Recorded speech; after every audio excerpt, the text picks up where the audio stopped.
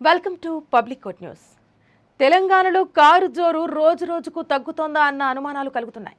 ఒక్కొక్కరుగా నేతలు కారు దిగి గులాబీ బాస్కు షాకుల మీద షాకులు ఇస్తున్నారు.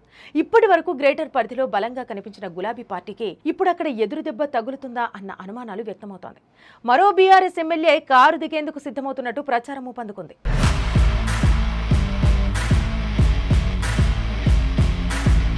ఎన్నికలు దగ్గర పడుతున్న వేళ తెలంగాణలో రాజకీయాలు హాట్ గా మారుతున్నాయి. నేతల జంపింగ్స్ తో బీఆర్ఎస్ ఇప్పటికే ఉక్కిరిబిక్కిరవుతుంది.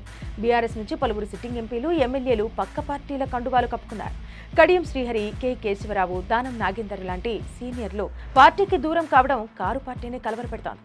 సీఎం రేవంత్ రెడ్డి అనేక సందర్భాల్లో కాంగ్రెస్ పార్టీ గేట్లెత్తితే అనేక మంది బీఆర్ఎస్ లీడర్లు వస్తారంటూ వ్యాఖ్యలు చేశారు. ఆయన అన్నట్టుగానే బీఆర్ఎస్ నేతలు వరుసపెట్టి మరీ కాంగ్రెస్ లోకి చేరిపోయారు. అటు బీఆర్ఎస్ మాత్రం ఎవరు వెళ్లినా తమకు వచ్చిన నష్టం ఏమీ లేదని తేల్చి చెబుతోంది.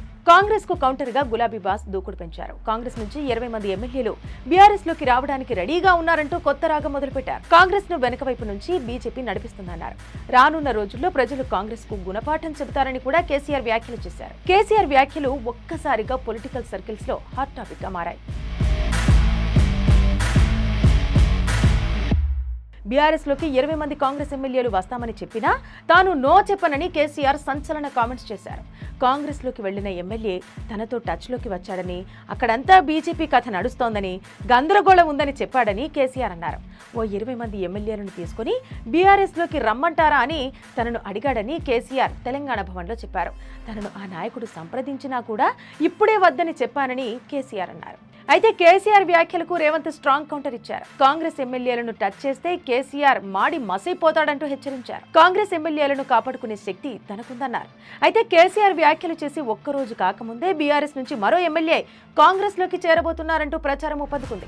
గ్రేటర్ పరిధిలోని రాజేంద్ర నగర్ కు చెందిన ఎమ్మెల్యే ప్రకాష్ గౌడ్ సీఎం రేవంత్ రెడ్డిని కలిశారంటూ ప్రచారం జరుగుతోంది. 1-2 రోజుల్లో తన అనుచరులతో కలిసి సీఎం రేవంత్ ఆధ్వర్యంలో కాంగ్రెస్ కండువా కప్పుకుంటారన్న వార్తలు గుప్పమంటున్నాయి. అసెంబ్లీ ఎన్నికల్లో గ్రేటర్ పరిధిలో సీట్ల వేటలో కాంగ్రెస్ వెనకబడింది. దీంతో ఇక్కడ ఎలాగైనా తన చరిష్మా చూపించాలని భావిస్తోంది. ఇందులో భాగంగానే హైదరాబాద్ నేతలకు తలుపులు తెరుస్తోందన్న ప్రచారం జరుగుతోంది. గ్రేటర్ హైదరాబాద్ ఎన్నికలు వస్తుండటంతో సీఎం రేవంత్ రెడ్డి ఈ విధంగా పావులు కదుపుతున్నట్టు పొలిటికల్ సర్కిల్స్ లో ప్రచారం జరుగుతోంది.